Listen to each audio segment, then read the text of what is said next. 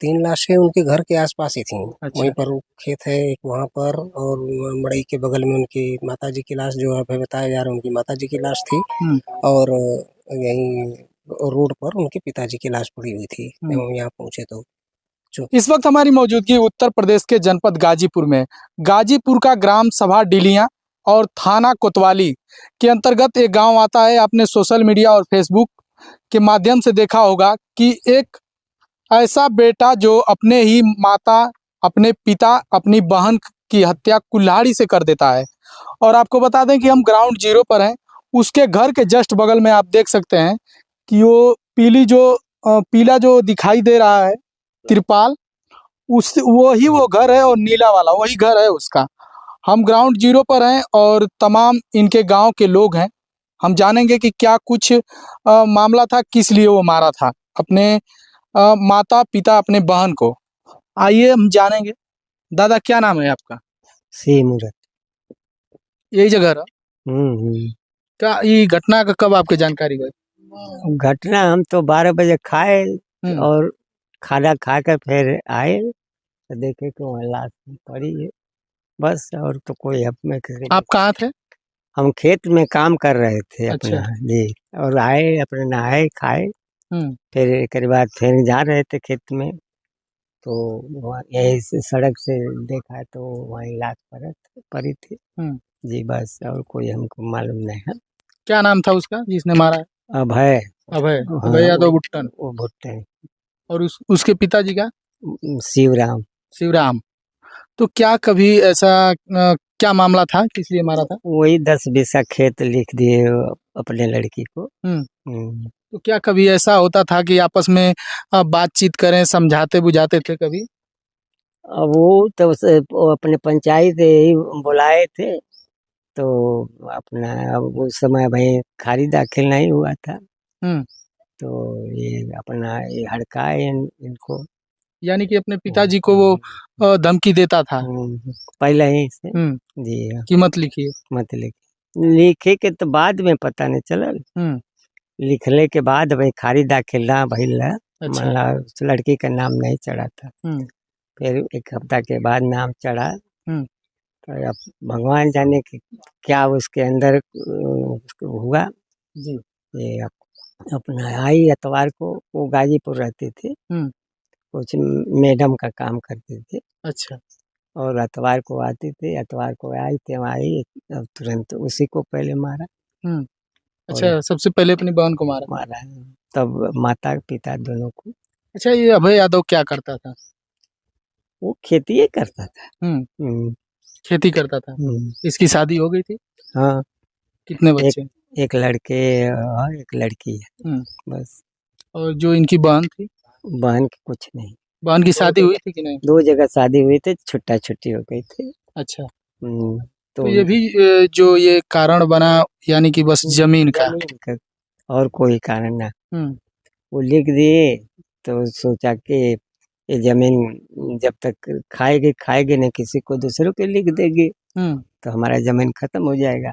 बात यही और क्या है।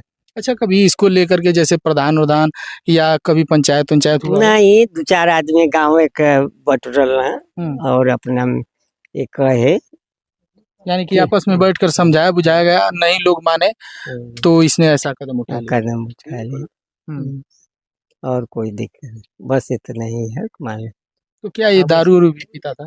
अभी ये करे विषय में हम क्या करें, खेती वाला आदमी भाई, उससे हम लोग को मतलब नहीं था। क्या मतलब बाकी शराब पिए चाहिए तो अब जबर कुछ जरूर पीते होगा, चाहे न पिए तो कब करे विषय में क्या बतावल जा। तो अभी तो लास्ट पोस्टमार्टम में गई है, कोई वारिस है उसका? अब वारिस के क्या हम बताएं यहाँ से, अब जो उनके दरे दया वारिस बनकर ले आएंगे। अब देखा यहाँ आई लाश तबे न मालूम हो। अब हम यहाँ से हम लोग क्या बनाएंगे, हम लोग का घर दूर पड़ता है उनके घर से ना। अच्छा। चलिए ठीक है, आइए थोड़ा इधर दिखाइए भैया से बात करते हैं। भैया क्या नाम है? सरदार यादव नाम है मेरा। यही घर है? जी, इसी गांव के रहने वाले हैं हम। अच्छा, ये जब घटना हुई आप कहाँ थे? हम धान की नर्सरी उखाड़ करके उस समय करीब हमको लग रहा है कि 11-12 बजे के पास हम आए अपने खेतों से लौट करके, तो खाना वाना खा करके आराम कर रहे थे। अच्छा।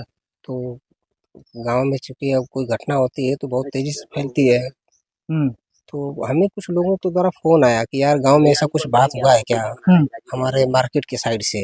जी। क्योंकि मार्केट में ऐसी खबर फैल गई थी, हम चूंकि घर पे सो रहे थे, आराम कर रहे थे। तो हमने कहा कि यार हमको तो पता नहीं है, मैं तो घर पे सो रहा हूँ। जी। तो कहा कि यार देखो जरा पता करो। तो हम यहाँ पहुंचे तो देखे कि घटना तो सत्य थी, 3 लाशें पड़ी हुई थी। कहाँ थी? 3 लाशें उनके घर के आसपास ही थी। अच्छा। वहीं पर वो खेत है एक वहाँ पर, और मड़ई के बगल में उनकी माताजी की लाश जो है बताया जा रहा है, उनकी माताजी की लाश थी।